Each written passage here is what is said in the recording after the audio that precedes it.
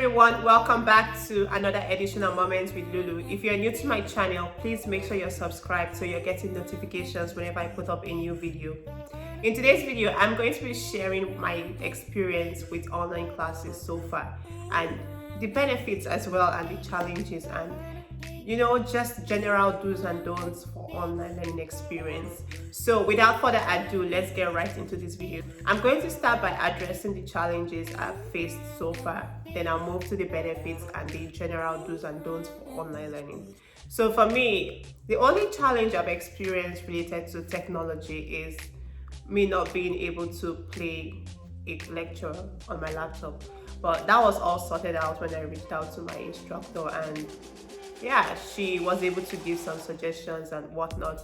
But before she replied to me, I already tried on another device, so I just went on my phone to access the lecture. So I don't know why it didn't work. If you find yourself having that problem, maybe something is not able to play on your laptop, you might want to check out on another device, which was exactly what I did. But either way, my prof reached out to me and gave me a whole bunch of options to try and maybe contact the technology, the IST department in my university, which I mean, you can also do that as well because there are people who are responsible for that piece. But sometimes, I don't know, I just didn't want to go through that stress. So I just, I was like, oh, I'll probably try my phone. And yeah, I tried my phone and it worked on my phone perfectly. And ever since then, I've been using my phone to listen to the recorded lectures. I don't know why it doesn't work on my laptop, but it doesn't matter. We're getting the message. But anyways, why I'm sharing this challenge with you all is because with online learning, there's bound to be some technology setback. That's just how technology is. It can never be. It can't be 100% efficient all the time. No, there's always room for improvement, and that's something that can be frustrating to the learners as well. And always reach out to your instructor. You don't need to feel like you're alone when it comes to anything technology or any difficulty you experience with, technology in general.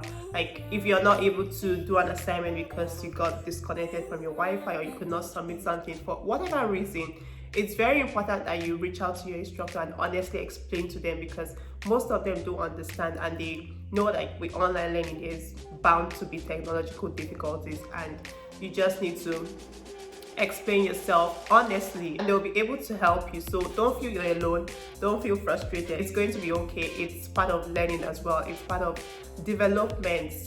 Now I'm going to talk about the benefits so far of online learning. To be honest, for me, the biggest benefit with online learning is that I don't have to go outside in the cold. I just don't like experiencing weather that's not warm. I mean, I'm African, I'm from a warm climate. My country, Nigeria, that's a very warm and hot place. That's something I'm excited about. And I don't have to go, always take the bus to go to school or to go to clinical and stuff like that. But I mean, when I eventually start my clinical, I have some flexibility with remote learning and in-person attendance. So when we get to that bridge, we're going to cross it. But so far, so good. I like this piece. And something else is that I'm able to, make videos for you all. I'm able to stay at home, plan myself accordingly. And, I don't have to be rushing home from school or rushing home from clinical just to come back to meet up with making videos. It's been pretty hectic to get around my schedule with everything going on and having courses and papers and clinical experience.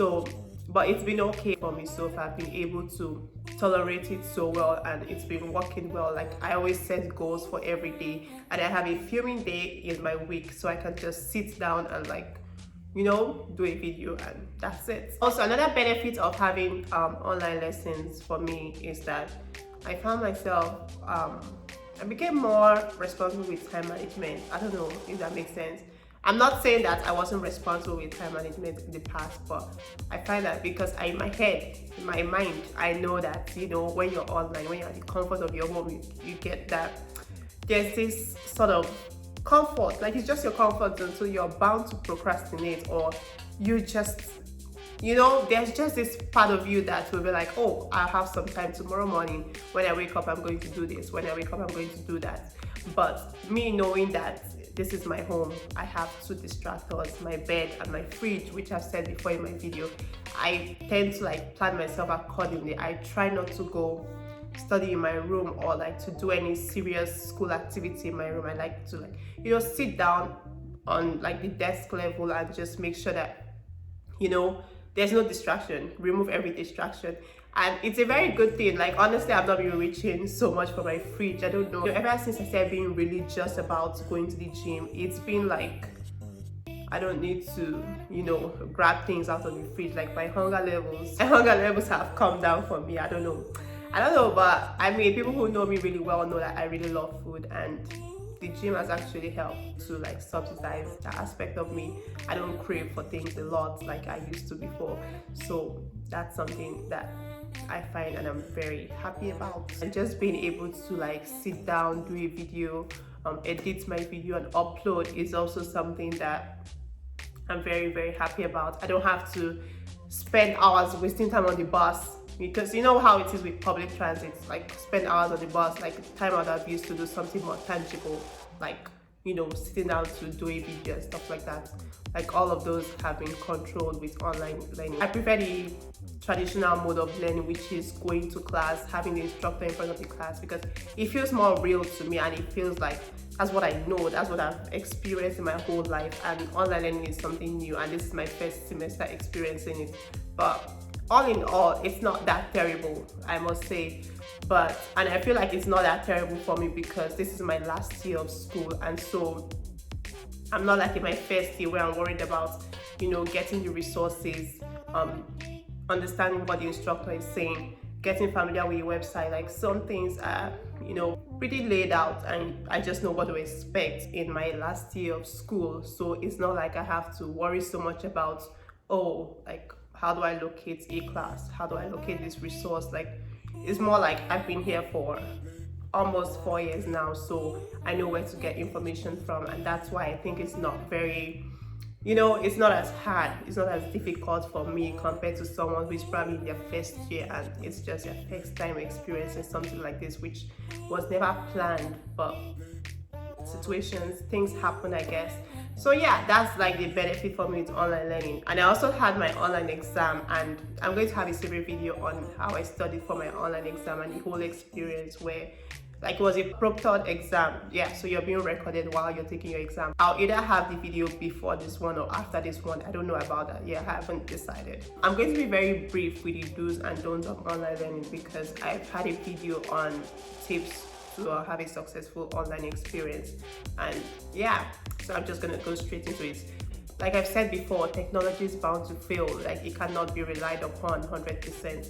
So you just have to be, you know, not like expect it, but be aware that something like this is bound to happen, and it's not something that you should be, you know, it can be frustrating, but try not to be over frustrated, and know that help can always come to you, because as long as you contact the right people and reach out to your instructor first, because they need to know what's going on, that's something you need to do. And that's also being respectful, and that's also part of maintaining professionalism, because you cannot not just show up or not, you know, say anything or not let your instructor know what's going on. It's your responsibility to do that. So you actually have to do it. You actually have to let them know. Another do, because something that's going on right now, because I've heard when people say, oh, give your instructor time to respond to the email, be respectful. I've also seen memes about people sending in a span of 2 hours, sending the same message to their instructor like up to 4 times. You cannot necessarily, you know, they have this volume of people to attend to, and everything is online. People are struggling with technology. You have to be understanding of those circumstances that may make them to not be able to reply your email as soon as possible. At least give like 24 hours or 2 days highest to get a response from your prof. But I feel like some students are not very, you know, some students are not in terms with that, but that's something you need to understand, that it's going to take them more time with everything being online and having to learn technology they probably not learned before. Like, you need to think about it. Some of your instructors are professors. Like, you know, some technological advances are new to them and they have to adapt. So that's something you need to be considerate of when you're waiting for them to reply to your email.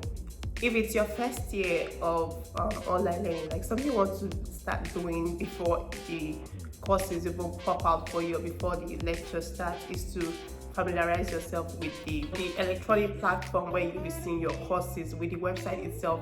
Like take some of the orientation guide to using the course sites. So I don't know what it's called for different universities, but for my university it's called e-class, and you usually have the orientation video guide. So that's something you can also look at to just know how to like navigate different sections of each course. Other don'ts for me is, if you're having online classes, don't slack, don't procrastinate, because it's very easy to go off track with everything being online, and it's just going to go fast and you're at your comfort zone.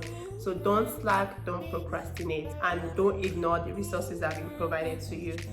I know sometimes they send so many, especially when you're first year, and they're sending so many emails to you about resources for mental health, resources for well-being, resources for whatever at all, resources for writing center. It's always important to, as those emails come, you don't even need to flag them as important. You just need to copy those links and maybe have a Microsoft Word or a sticky note where you can easily paste those links to, and just click on them whenever you find yourself needing them.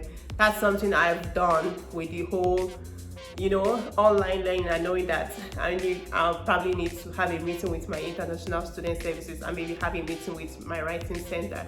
That's something I've done. So, and the whole COVID screening thing. So what I did was I copied all the links that came in different emails. I just copied them to one Microsoft Word on my computer, just so I can always go back to the link to maybe book a meeting or stuff like that in general. So that's something you really want to do, so it's not overwhelming to you. And yeah, that brings me to the end of this video. So if you have any other tips for or do's and don'ts for online learning, please feel free to leave them in the comment section of this video, and I'll be glad to go through all of it. And just for other people who come in as well, they can read and take some notes and add it to whatever works for them, and change some things. So yeah, that brings me to the end of this video. I hope this was helpful, and I'll see you all in my next video. Bye now.